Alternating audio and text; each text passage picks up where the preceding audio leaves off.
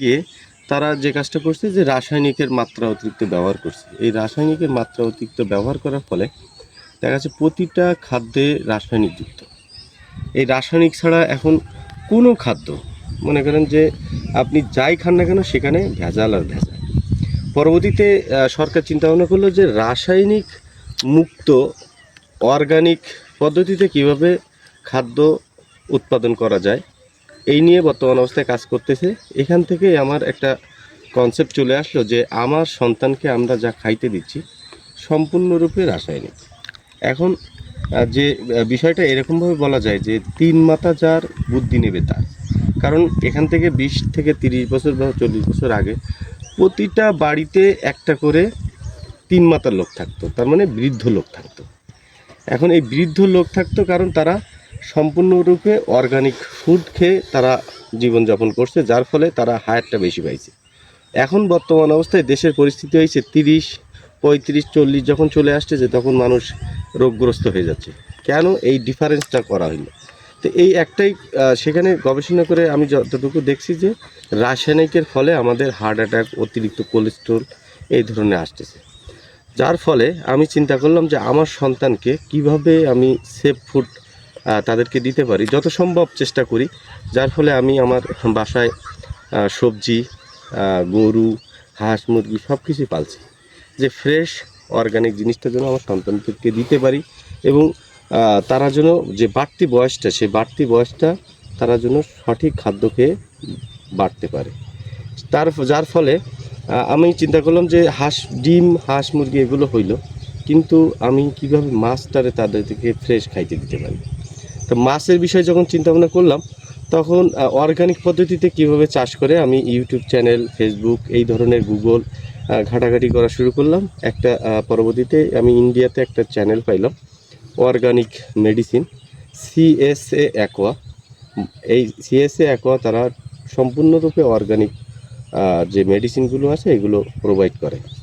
আমি অনেক কষ্টে ইন্ডিয়া থেকে ওষুধগুলো কালেকশন করে আপনারা যে ঘের দেখলেন এতক্ষণ, মাছ ধরা বা মাছের চাঞ্চল্যতা সম্পূর্ণরূপে এই অর্গানিক ফুড দিয়ে এটা চাষ করা। এখানে যে বিষয়টা আসতেছে যে এখান থেকে যখন চৈত বৈশাখ মাসে প্রচুর রৌদ্র থাকে তখন কিন্তু যারা রাসায়নিক পদ্ধতিতে মাছ চাষ করে তারা কি করতেছে, যারা টেনশনে থাকে যে কখন রাসায়নিক পদ্ধতিতে মাছ চাষ করে কখন তার অক্সিজেন ফেল হয়, কখন মাছের মানে অক্সিজেনে মাছ ভেসে যায়, এই যে টেনশন মুক্ত। আর আমার এখানে যে অর্গানিক পদ্ধতিতে ১ বছর অনেক ভুল করছি বা অনেকে করছি, তারপরে যতটুকু শিখছি যে আমার এখানে কোনো টেনশন মুক্ত, টেনশন ফ্রি আমি মাছ চাষ করছি। আমার মাছে কোনো ঘা নাই, আমার মাছে কোনো গ্রোথের সমস্যা নাই। আর সব কিছু যেমন সরকার যে টার্গেট নিছিল যে কীভাবে সেফ অর্গানিক পদ্ধতিতে সেফ ফুড মানে অল্প জায়গায় অধিক ফলানো যায়, সে একই স্টেপ আশা করি মনে হয় আমি সাকসেস হয়েছি। আপনারা সরজমিনে দেখছেন এবং এলাকাবাসীও এসে দেখে যে এখন সবচেয়ে বিষয়টা হলো যে কেমনভাবে যে এই অর্গানিক পদ্ধতিতে চাষ করলে যে জিনিসটা হচ্ছে অল্প খরচটা কেন? কারণ আমরা যে কাজটা করতেছি মাটিটারে যে মাটিতে রূপান্তর করতেছি। কারণ আমরা রাসায়নিক ব্যবহার করলে যে সমস্যাটা হয়, রাসায়নিক ব্যবহার করলে মাটির যে খনিজ পদার্থগুলো আছে এগুলো ইউরিয়া এর উত্তোলন করে দিয়ে গাছেকে দিয়ে দেয়। মানে একটা বিষয়টা হলো যে আপনি যদি এবছর ১ ব্যাগ রাসায়নিক ব্যবহার করেন তাহলে পরবর্তীতে ২ ব্যাগ ব্যবহার করা লাগবে। এই ব্যবহার করে কী করছে, মাটি এক পর্যায়ে সিটু হয়ে যাচ্ছে, মাটিতে কোনো খনিজ পদার্থ থাকতেছে না। কারণ এটা রাসায়নিকের গুণটাই এরকম, নষ্ট করা।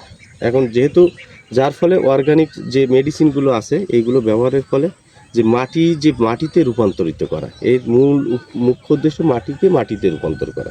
যখন মাটিতে রূপান্তর হয়ে যাচ্ছে, মাটি অটোমেটিকই তার যে কাজ খাদ্য উৎপাদন করা, সে খাদ্য উৎপাদন করতেছে। যখন জোপ্লান্টন, ফাইটোপ্লান্টন হচ্ছে তখন মাছ কী করতেছে, এটা খাচ্ছে, প্রচুর প্রোটিন পাচ্ছে। এই প্রোটিন যখন পাচ্ছে তখন দেখা যাচ্ছে মাছের খাদ্য খরচ 50%-এরও বেশি, মানে প্রায় 70 থেকে 75% সেভ হচ্ছে। সেক্ষেত্রে যে জিনিসটা হয়েছে যে আমি এটা করে আমি সাকসেস এই জন্য যে আমার খাদ্য খরচ নেই বললে চলে। তাহলে আপনার যারা এই রাসায়নিক দিয়ে মাছ চাষ করে তাদের ওখানে তো খাদ্য হয়তো বা টেম্পোরারি খাদ্য হচ্ছে, কিন্তু সেটা খাদ্যটা হচ্ছে বিষযুক্ত খাদ্য। আর এই বিষযুক্ত খাদ্য হয়ে যাওয়ার ফলে মাছ খাচ্ছে, মাছ প্যাচপ্যাচি হয়ে যাচ্ছে এবং সেই মাছগুলো যখন বাজারে নিয়ে যাচ্ছে তখন বাজারে আমরা ওখান থেকে ক্রয় করে খাচ্ছি, তার মানে আমরা রাসায়নিক খাচ্ছি। আর মাছের বিষয়টা হলো যে রাসায়নিক যে বিষয়টা মাছের জন্য না, রাসায়নিক যেগুলো এগুলো গাছ বা গোবর এগুলো মাছের জন্য না। তাহলে যেহেতু আমরা মাছ চাষ করতেছি রাসায়নিক দিয়ে, তারা না পেয়ে ওখান থেকে এগুলো খাচ্ছে ঠিক আছে, কিন্তু আমরা তাহলে এটাই করতে পারি কি না যে রাসায়নিক যখন তরকারি রান্না করে একটু ড্যাপ, একটু ফসফেট, একটু ইউরিয়া দিলেও তো হয়ে যায়, কারণ আমাদের তো স্বাস্থ্য ভালো হয়ে যাবে। তো এইগুলো আসলে এর থেকে আমাদেরকে বেরোয় আসতে হবে। এর থেকে বেরোয় এসে, যেহেতু দেশ আমাকে কি দিছে এটা বড় কথা না, দেশকে আমরা আসলে কি দিতে পারছি এটা হলো সবচেয়ে বড় কথা। তো দেখা যাচ্ছে যে আমি যে মাছ চাষগুলো করছি হয়তো বা আমার সন্তানদেরকে খাওয়ানোর জন্য, কিন্তু এতগুলো মাছ তো আমার সন্তানরা খেতে পারবে না, সপ্তাহ শেষ করতে পারবে না। এখান থেকে হয়তো বা আমাকে বিক্রি করতে হবে। তা আমার হিসাবটা হলো এখান থেকে যখন আমি বিক্রি করব, যে মাছের আড়তে যেখানে বিক্রি করব, এই মাছ কেউ না কেউ তো একজন এই মাছটা খাচ্ছে, একটা হইলো একদিনের জন্য হইলো, কিন্তু তারা সেফ ফুড খাইতে পারছে। তো এইভাবে যদি আমরা সকলেই রাসায়নিককে বর্জন করে অর্গানিককে গ্রহণ করে সঠিক পদ্ধতিতে আমরা যদি মাছ চাষ করি তাহলে আমরা ডেভেলপ হব। আর দ্বিতীয়ত হলো রাসায়নিককে মাছ চাষ করে আমরা টেনশন মুক্ত থেকে টেনশন ফ্রি থাকা ভালো। কারণ আপনি মাছ চাষ করতেছেন একটা প্রাণকে পালতেছেন, সারাক্ষণ হারভেস্ট না করা পর্যন্ত আপনার মাথার মধ্যে সব সময়ের জন্য টেনশন আসতেছে। তো এই টেনশনের তাহলে ক্ষতিকর কোন দিকগুলো হচ্ছে যে মাছ কখন অক্সিজেন ফেল করে, এই টেনশনে দেখা যাচ্ছে আপনিও স্টক করে বসে আছেন। তো এখান থেকে বেরোয় এসে যদি অর্গানিক পদ্ধতিতে আমরা মাছ চাষ করি, অর্গানিকভাবে করি, তাহলে দেশটা আমরা গড়তে পারবো।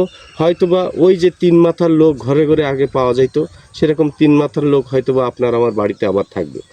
কারণ এখান থেকে আমাদেরকে শিখতে হবে। আর আমার এই বিষয়টা, আমি যে অর্গানিক পদ্ধতিতে মাছ চাষ করছি, এইগুলো তো আসলে মানুষের জানাইতে হবে। যার ফলে তুবা এগ্রো অ্যান্ড ফিশারিজ বলে একটা কোম্পানি খুলছি আমি, যেখান থেকে ফেসবুক পেজ আছে, ইউটিউব চ্যানেল আছে। এখানে ধারাবাহিকভাবে আপনাদের মাঝে আমরা কিভাবে অর্গানিক পদ্ধতিতে মাছ চাষ করতে হবে, কিভাবে হারভেস্ট করতে হবে, কিভাবে কী করতে হবে, A to Z আমরা এখানে প্রশিক্ষণ দেবো। আশা করি আপনারা এখান থেকে উপকৃত হবেন এবং সেই সাথে দেশ উপকৃত হবে। এবং যদি বাংলাদেশ সরকার আমার যে উদ্যোগটা অর্গানিক পদ্ধতিতে, এই উদ্যোগটা যদি সহযোগিতা করে, মৎস্য কর্মকর্তা যদি সহযোগিতা করে, আশা করি আমাদের এই প্রতিটা কৃষকদেরকে বোঝানোর ক্ষেত্রে বা প্রতিটা কৃষকের পাশে গিয়ে আমরা এটা প্রচার করে মানুষেরকে ভুল পথ থেকে আমরা সঠিক পথে আনতে পারবো এবং দেশ এবং জাতি উন্নতি হবে। আপনার আমার সন্তান সেফ থাকবে, আপনার আমার সন্তান বিষমুক্ত মাছ খেতে পারবে। এইটাই হলো আমার কথা। এইটা নিয়ে কাজ করতেছি। আশা করি আপনাদের সহযোগিতা এবং বাংলাদেশ সরকারের সহযোগিতা পেলে এটা বৃহৎ আকারে আমরা প্রচার করতে পারবো, মানুষের সচেতন করতে পারবো।